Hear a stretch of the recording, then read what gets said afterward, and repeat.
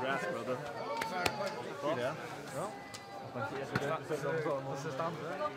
Du kom godt ut der, ja. Du kom godt ut der, ja.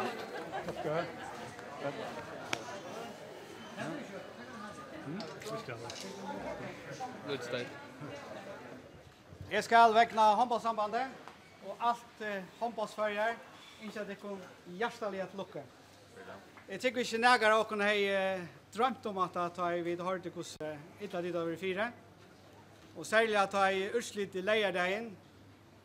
Til våre nægare 8, men så breit kringvarsby av, og vi hørte ikke atter ta hver jaunleiker. Og jeg tykker det var en vi mer som hadde svetta i lekven om de må forklare det litt. Så vi ser stolt av det gang. Så nå som tid vita, hesen sier han forpliktet til en annan. Så jeg vet ikke hvordan det er om et år. Og hvor jeg tykker vi vi, og hvor ikke vi. Vi håper og vågner at til få et sårsteip har vi en av rett. Okay. Skulle vi si, ja, da er det lunsjlivet? Jo. Hei, lunsjlivet!